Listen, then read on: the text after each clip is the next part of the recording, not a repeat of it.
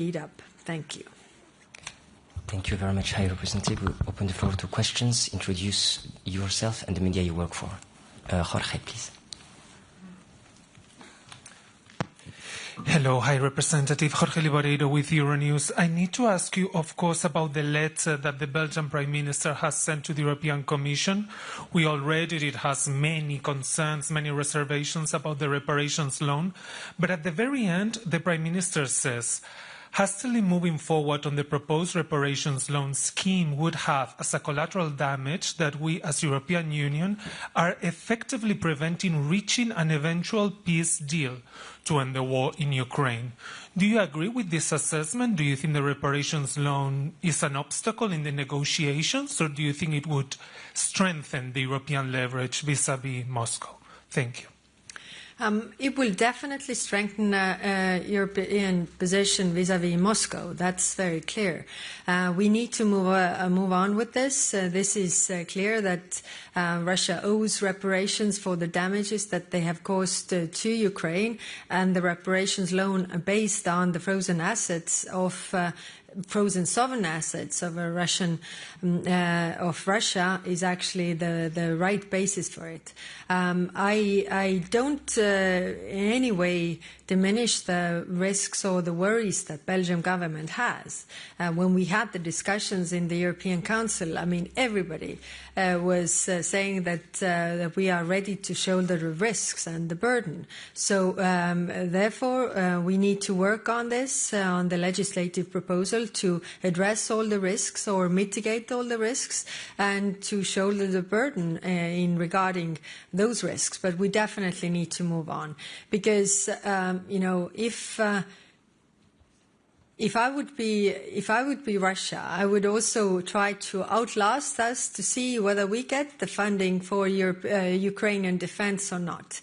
If not in the short term, then I would come to the negotiation table and ask even more. I think, again, let's come back to the first point, which is that Ukraine hasn't attacked anybody. It's Russia that has attacked, and we need to make sure that this stops and it doesn't happen again.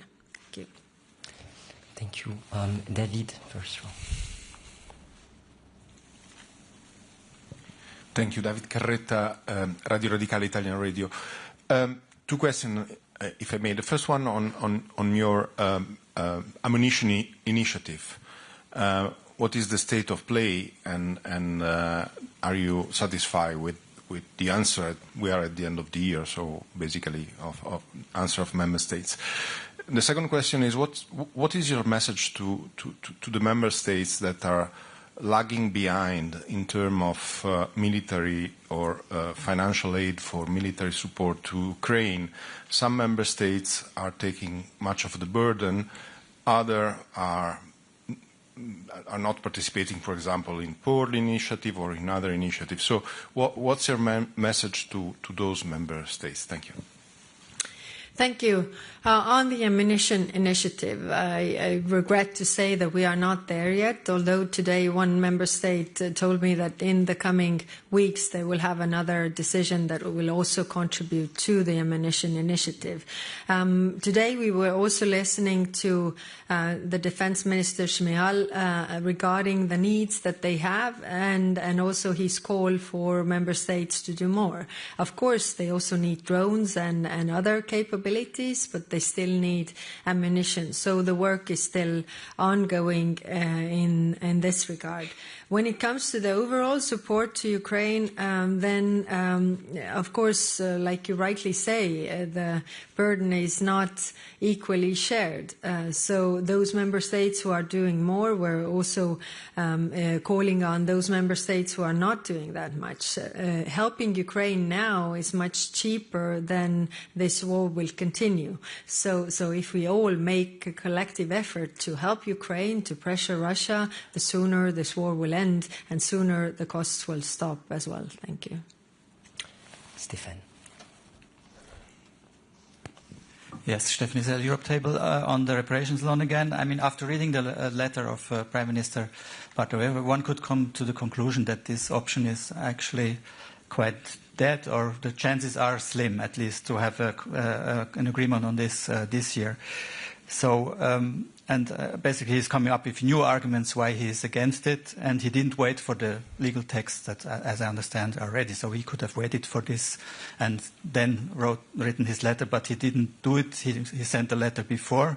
It looks like he wants to kill, actually, this option, I would say, but maybe you have another view on this. But wouldn't it be time to discuss other options, to be prepared? I mean, we know that Ukraine needs financement in next spring, so would it be time to discuss like this idea of a bridge loan, for example? Thank you. Thank you. We must understand that, of course, Belgium is under a lot of pressure. So this is very clear. There has been options paper provided, but if you look at those options, then the reparations loan is the most viable option, because, bilateral contributions are not covering this. Like in the previous question, it was also seen that not all member states are carrying the burden. Eurobonds or raising capital together is also out of a question for some member states to do it all together. And the reparations that Russia owes to Ukraine, actually, it's really the Ukrainian money. If you think about the damages that Russia has caused, this is the best solution.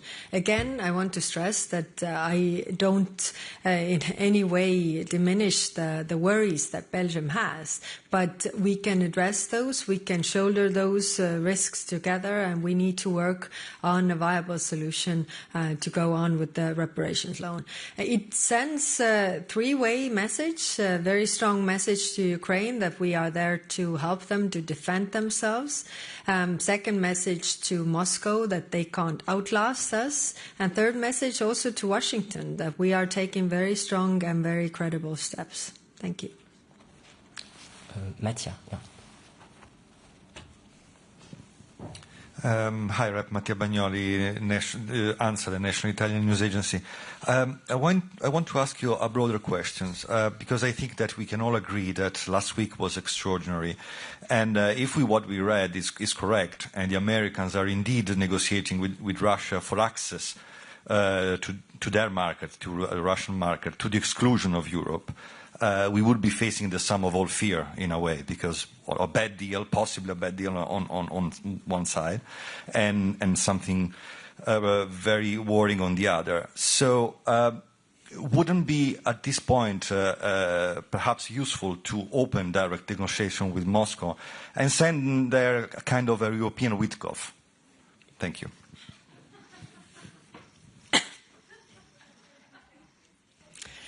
Well, everybody has been very clear, especially the Russians, that they have no interest in peace right now. So again, I mean, we need to put them in the position where they need to negotiate. Right now, they are not in that position because they think that they can outlast us, and they also hope that there's a very good offer made, because they see that there's a lot of pressure to put on the victim, but none really sacrifices asked from them. At least we don't know that any of the sacrifices have been asked for them. So clearly, I mean, they want to negotiate with those who are just offering them something on top of what they already have.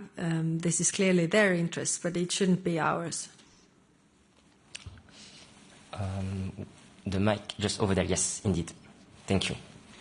Thank you very much, Roland Papid, Nemseva. I have a question regarding SAFE. So some countries, Mr. Kubilius said that 15 countries wants to have some programs with Ukraine, others are without. Are there some kind of priorities for those who are doing their projects with Ukraine? That's my first question. And second one goes to specifically Hungary, which probably is one of the 4 countries, I assume, which is not doing anything with Ukraine. For Hungary, the pre-allocated funds of 16 billion is a huge amount. And while the European Commission in other cases froze EU funds around 18 billion for Hungary because of the rule of law and other concerns, this time there's so much money going there. with kind of no strings attached. So do you see some kind of concerns maybe that Hungary, if Hungary gets this money or a part of this money, of this allocation, it's going to be maybe going to the wrong hands and wrong pockets? And how do you want to avoid this? Thank you. Thank you. Right now, 19 countries have applied for the SAFE loans. What happens now is that Commission will evaluate all the plans and then Council adopts the financing plan. So basically, it is the same way like it was with the Next Generation EU. So in the Next Generation EU, you needed to show, the reforms, the things that you do, so that you get also the funding. And that's why the plans are there, and the funding goes for the defense plans. And that is also the answer that there are safeguards for recording that this money goes for defense plans and defense plans only. Thank you. Thank you. We'll go on the other side for the mic. Yes, the gentleman over here, and then we'll go back to the front. Thank you very much. Alex Caddy for TVP World. I'd like to ask about hybrid attacks. We heard the chair of NATO's military committee saying that they're considering being more aggressive, more proactive in response to Russian hybrid attacks. I just spoke to the Polish minister who was here today. You won't be surprised to hear very supportive of a more aggressive, more proactive approach from European powers when it comes to hybrid attacks. Would you support a more aggressive European Union approach to these attacks, not just reactive, but perhaps a preemptive strike, as it was described? Thank you. Thank you. So today also the Lithuanian minister raised this issue when it comes to the Belarus hybrid attacks and the meteor balloons that come from Belarus side. So we are having the discussions right now. What more can we do in this regard? Because it is true that they are getting more aggressive in different parts, and we have the hybrid sanctions toolbox for Russia, but we haven't had it for Belarus, for example. But all these actions, what the member states take, we need to coordinate. But of course, it's up to the member states then to really use those tools in order to counter those hybrid attacks. But it's clearly becoming a bigger and bigger problem, that's for sure. Julia on the front.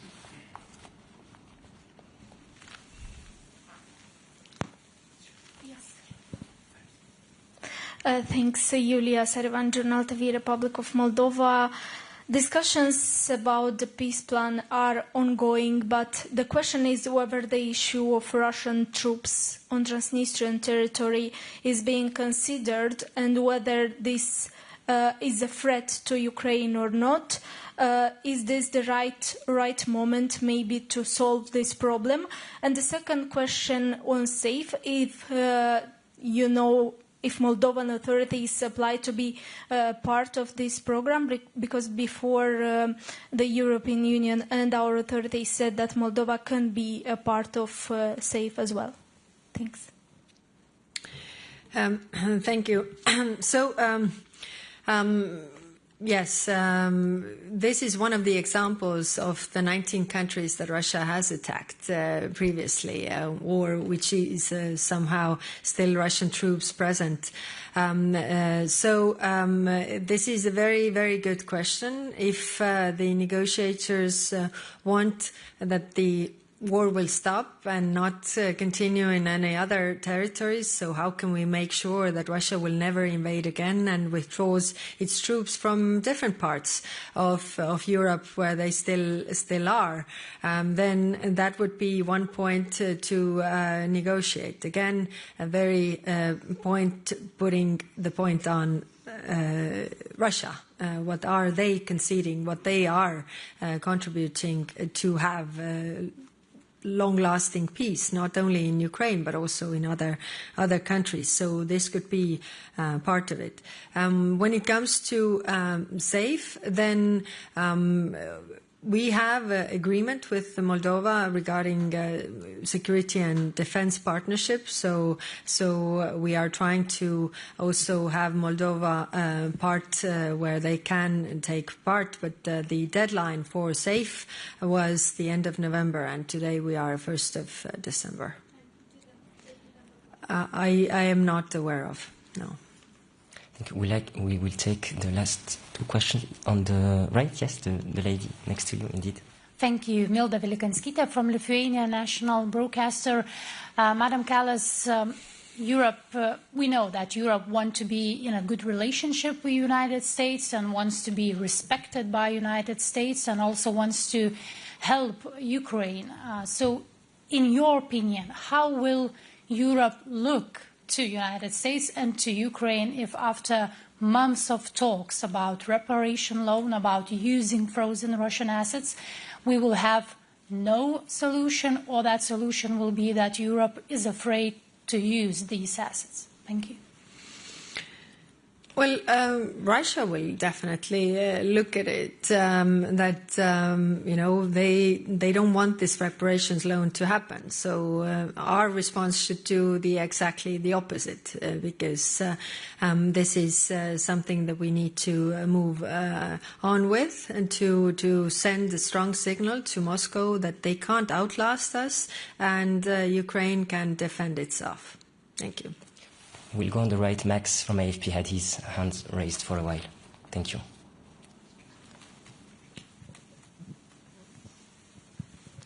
Thanks a lot, HRVP. Max Delaney from AFP. Just coming back to the negotiations that are going on between the US, Russia and Ukraine. When the first peace plan came out, Europe scrambled and managed to somehow get back involved in the negotiation process, but now it seems that Europe is once again being excluded and being purposefully excluded by the US. So do you get the sense that the US is cutting out Europe from this latest round of negotiations? Do you have any idea what Mr. Witkoff is going to negotiate with Putin in Moscow? And are you fearful that he will once again try to force Ukraine to make more concessions? Thank you. I'm afraid that all the pressure will be put on the victim, which is that Ukraine has to make concessions and obligations. Whereas, in order to have peace, we shouldn't lose focus that it's actually Russia who has started this war.